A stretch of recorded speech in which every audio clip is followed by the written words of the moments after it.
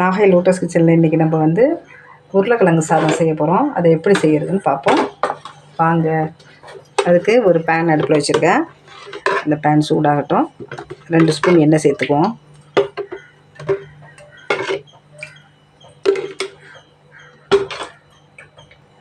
எண்ணெய் சூடு என்னென்னா பட்டை, கிராம்பு, பெருஞ்சீரகம் இதெல்லாம் போட்டு அதை பொரிஞ்சு வரட்டும்.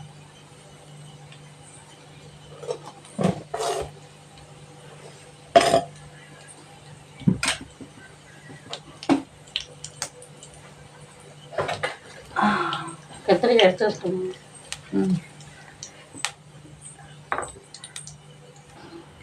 அடுத்தது ஒரு 6-7 பூண்டு, ஒரு சின்ன துண்டு இஞ்சி, அதை 2-3 கட் பண்ணி வச்சுருக்கேன். இதை போட்டு சும்மா தட்டி எடுத்துகிட்டு வரலாம். தட்டி எடுத்துகிட்டு வந்தாலும் சரி, இல்லை அரைச்சாலும் சரி, எப்படி வேணாலும் போடலாம். அடுத்தது இது நல்லா பொரிஞ்சிடுச்சு. நான் ஒரு 2 வெங்காயம், 2 தக்காளி, இது நல்லா நம்ம இந்த வெங்காயம் தக்காளியை நல்லா வதக்கி விடணும். நம்ம இதுக்கு வந்து எண்ணெய் பத்தலைன்னா லைட்டாக எண்ணெய் சேர்த்துக்கலாம். சாதம் வந்து பாஸ்மதி ரைஸ் வேணாலும் பண்ணலாம். நம்ம எப்பயும் ரெகுலராக சமைக்கிற சாப்பாடு கூட வச்சுக்கலாம். நான் வந்து எப்பயும் ரெகுலராக சமைக்கிற சாதம் தான் எடுத்து வச்சுருக்கேன். இந்த வெங்காயம் தக்காளிக்கு தேவையான கொஞ்சம் உப்பு போட்டுக்குவோம். அப்போ தான் சீக்கிரமாக வதங்கி வரும். கொஞ்சம் கல் உப்பு போட்டுக்கிறேன். சாதத்தில் வந்து உப்பு போட்டு தான் வடித்து வச்சுருக்கோம். உருளைக்கிழங்கு சாதத்துக்கு நான் 2 பெரிய உருளைக்கிழங்காக எடுத்து பொடியாக கட் பண்ணி வச்சுருக்கேன். இப்போ வதங்கிடுச்சு, ஓரளவுக்கு வதங்கியிருக்கு. இன்னும் நம்ம ஆனால் வதக்கணும். அதுக்கு முன்னாடி இப்போ இந்த இஞ்சி பூண்டு தட்டி எடுத்துகிட்டு வந்தோம் இல்லையா, அதையும் இதில் நம்ம சேர்த்துடலாம்.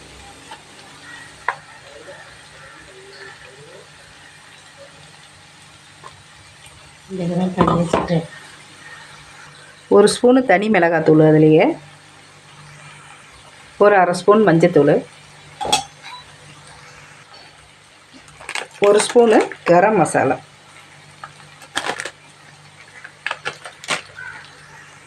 1 ஸ்பூனு குழம்பு மிளகாத்தூள்.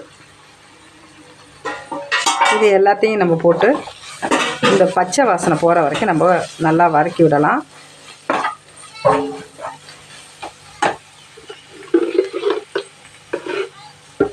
இந்த இதில் எண்ணெய் பத்தலைன்னா கொஞ்சம் எண்ணெய் சேர்த்துக்கலாம்.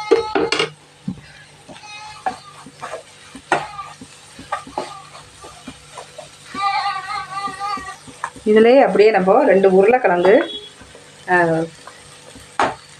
தோல் நீக்கிட்டு கட் பண்ணி வச்சுருக்கேன். அதையும் நம்ம இதில் சேர்த்துடலாம்.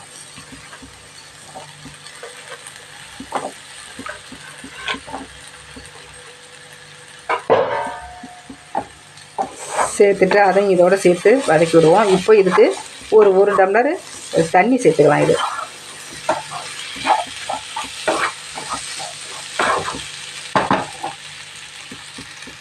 ஒரு டம்ளர் அளவு தண்ணி சேர்த்துக்குவோம். இதில்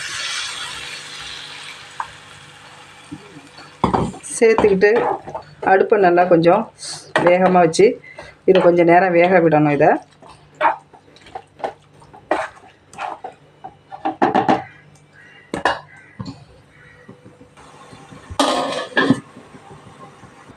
இப்போ பார்க்கலாம். கரண்ட்டு வேறு போயிடுச்சா. இது அப்பப்போ திறந்து நம்ம வந்து கிண்டி விட்டுக்கிட்டே இருக்கணும். இப்போ நம்ம வந்து உருளைக்கிழங்கு வெந்துருச்சான்னு பார்க்கலாம். இப்போது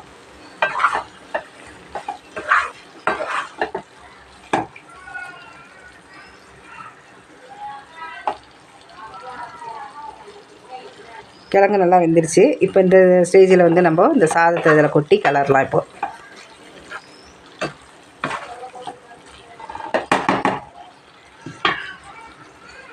இந்த சாதம் கொட்டுறதுக்கு முன்னாடி நான் ஒரு கேப்சிகம், குடமிளகாய் கட் பண்ணி வச்சுருக்கேன். அதையும் நம்ம இதில் வந்து சேர்த்துடலாம். சேர்த்துட்டு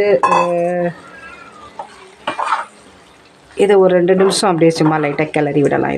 இந்த கேப்சிகம் வந்து சீக்கிரம் வெந்துடும். அதனால தான் இப்போ லாஸ்ட்டாக நம்ம போடுறோம். இல்லாட்டி இதை முன்னாடியே சேர்த்துருந்துருக்கலாம்.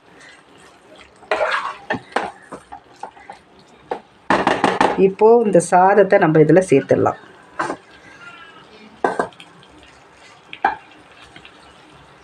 இப்போ இந்த சாதத்தை இதில் நல்லா சேர்த்து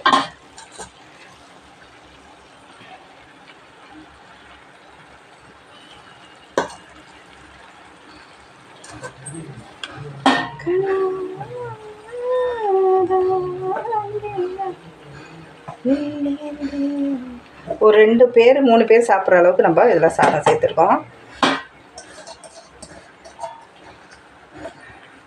சேர்த்துட்டு இதை அப்படியே கிளற வேண்டாம். ஒரு 2 நிமிஷம் இதை அப்படியே லைட்டாக மூடி வைக்கலாம். இதுக்கு தேவையான உப்பையும் போட்டு மூடி வச்சுருவோம். நம்ம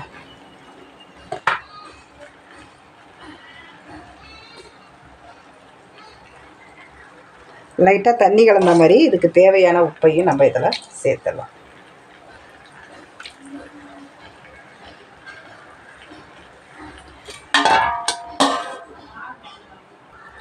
இப்போ பார்க்கலாம். இப்போ இதை நல்லா கொஞ்சம் கிளறி விடுவோம். இதை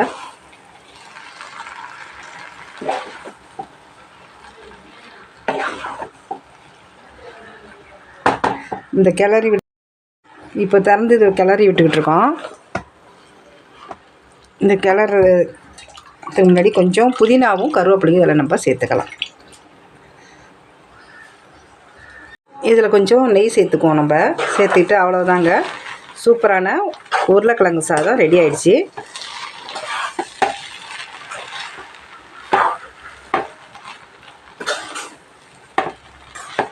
இதுக்கு வந்து சைட் டிஷ் தேவையில்லை, இருந்தாலும் நம்ம வந்து தொட்டுக்க இல்லாமல் சாப்பிட மாட்டோம்.